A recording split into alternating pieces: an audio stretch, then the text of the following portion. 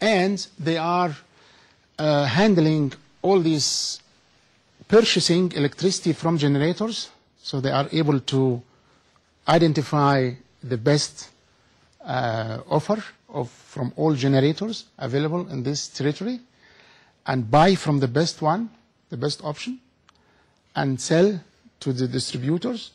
And maybe, I don't know exactly how long time, like 2 hours or something, or maybe every hour or so, they do that again. So they always continuously, accepting the best offer from the best generator. This is from the generator side. And then when they have that, they contract with the suppliers and sell this to suppliers. Like big suppliers here are Ergon Energy, Energex, Energy Australia, and so on and so forth. There are so many in different states. So this is called the Australian Energy Market Operator. And this organization, they are also sending these price conditions and market conditions, demand, so the load situation, on the internet. Okay?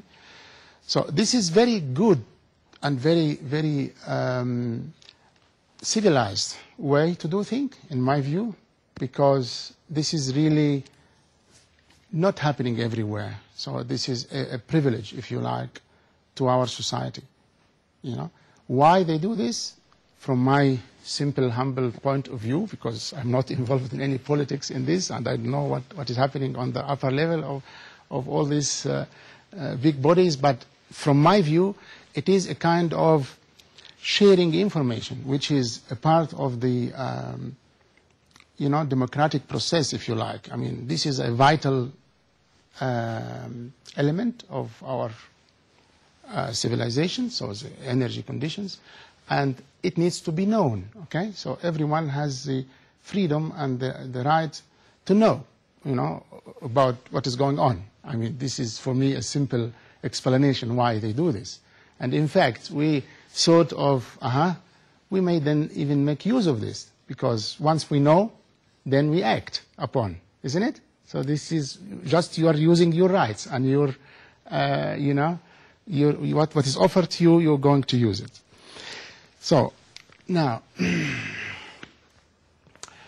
as I was describing here, to enable users to be averting the peaks of those loads at peaks in demand and prices. Okay, so there are, of course, tariffs, different tariffs. Those suppliers are using to, deal with users. Domestic users have different tariffs, usually flat tariffs. There are day tariffs and night tariffs. At night is cheaper, and in the day is a little bit dearer. In the industry, that is a bit, again, different. Okay, it depends on what time of the day and the quantity of purchased electricity and so on. So everyone is individual again, and so on. So there are so different ways how to do this. However, this is the type of information broadcasted from AMEO on the internet. So if you now access your internet and you type AMEO and you look for the load situation, this curve will pop in front of you. Okay? So, and this is exactly what we are targeting. Okay, what is that here telling? It shows from the first instance that you have peaks and you have deeps in this load curve, isn't it? There are situations where it's really low and other places, other time where it is really high. This red line it represents the price, and the green one represents the load. Okay? So now, for example, the loads in Queensland, this is for Queensland, this curve, for all Queensland. 4,600 megawatt is the lowest here, and according to this picture there. So, and the highest was 6,400. See the difference? So it's moving between 4,600 megawatts up to 6,400 megawatts. It's a difference of 2,000 megawatt. Okay? So this is a big deal. It's a huge deal. It's actually almost like 30% of the whole capacity. Yeah? What does it mean to you? It means to me that you are actually using a big capacity for short times of the day. And what are you doing with the rest of the day with this capacity? It's nothing. It's idle. It's not working. It's not producing. It's not selling. It's not circulating. It is not sharing anything. It's just standby. It stops because you cannot expect a power station to work for nothing. It needs to sell what they are generating, isn't it? So if they are not, then they are stopped to work.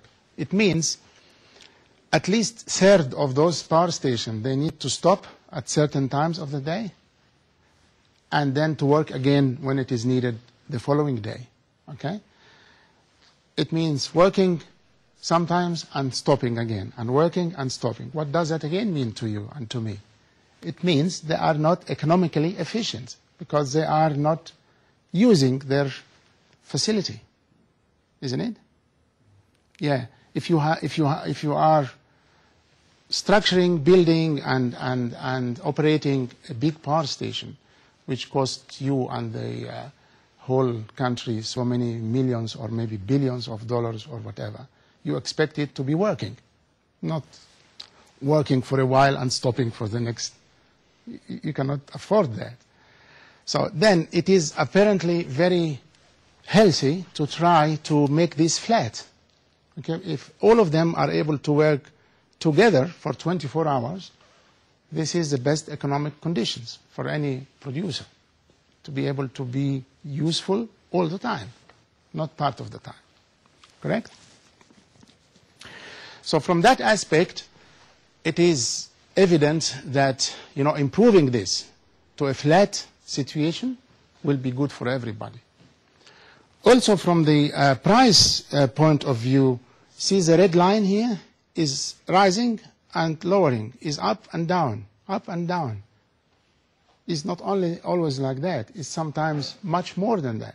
So this very big tip there in the rice price, in the price situation, very, very high, like here the price $70 per megawatt hour.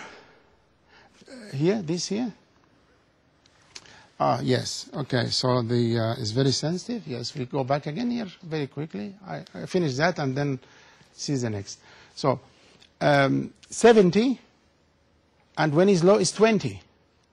How much higher is that? It moves from $20 up to 70. Down there at hour 18, so 6 o'clock at evening, at that day of, this was the 8th of May, 2009, okay? But it is always similar like that. So at 6 o'clock, the price rose from $20 to $70. So this is more than 3 times. So this is how price is reacting to those peaks, okay? And still, this is still a good and acceptable situation. In some cases, it's rising 10 times. And in some emergency and acute situation, which has happened in 2006, it rose maybe 100 times. I don't know exactly the figure, but I can show you a situation that has really was reached an escalation that everything could have crashed, you see. I mean, don't take it now as a number just from my memory, but there are facts showing that it is, in fact, much higher than that, okay? Critically high. It can cause big dramas, big problems, So now, but back again to the bottom of the story, improving this technically is a goal, okay? So we said that as a vision for us to work on. What can we do to let this improve, okay? Again, from the supplier, efforts are already underway, but now we are looking from the user. What the user can do to help improving this, okay? So I haven't forgotten to tell you, please, you go ahead and ask me questions as we go along, because if you feel something, urging and you want to know more, please interrupt and ask me, because we are here to share this together. I want you to be really involved in that. Okay. At night is cheaper, and day is more dearer. This is also expected. Okay. So now again, here is a picture showing the situation in Queensland about the whole 1 year situation of the state. Okay. So now this blue line, this vertical the horizontal blue line, is showing the what they call base load. So the load which is operating and to be fulfilled and always there, ready for 24 hours for 365 days a year. So continuously through the year, what is the minimum requirement for this state is 4,100, almost 4,100 megawatts. Okay, so those are lucky power stations, what we call base power stations, who are able to work continuously. So they are doing the best. Okay. Now, this red line above is actually more load needed, but for less time than the full time. Okay. Like for example, if you stick 80% from the time, you have like about 5,000 megawatt needed. Okay, so there is 1,000 megawatt almost more needed for 85% of the time. Now, come down again, down to like say 43% of the time, you have almost 2,000 megawatts needed more for 43% of the time, almost the half of the time. So you need 2,000 megawatt more. Now, go down again, like 10%. 10% of the time, you need 3,000 megawatt power station to be running, only for 10% of the time. So 10% of the time, how much is that in a year? This is less than 1 month in a year. So there are power stations working only for 1 month in the whole year. Yeah, and still it's not finished. Go back down again in the curve, like to 5% or even less. You still have power station like 4,000 megawatt that they are only needed for a few hours in the whole year. This is exactly what the graph is telling. Yeah. So you share me now the opinion what the situation is, how urgent and how necessary now to do something to improve this, because of course nobody can assume this is economic. It can never be economic. It must be something wrong.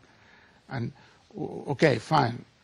Possibly 50 years back, this would be acceptable because, okay, everyone was happy to have electricity. That's all. Okay, so finished, full stop. But today things have changed. Okay, so it is not a matter of supply. It is a matter of quality and of price and of stability and of continuity and of utilization and everything. So everything is connected. But also you have the facility. You have these mobiles. You have these computers. You have the internet. You have everything to access information. Why then this is like that? This is a big question mark, encouraging us to go ahead and try to do something in this.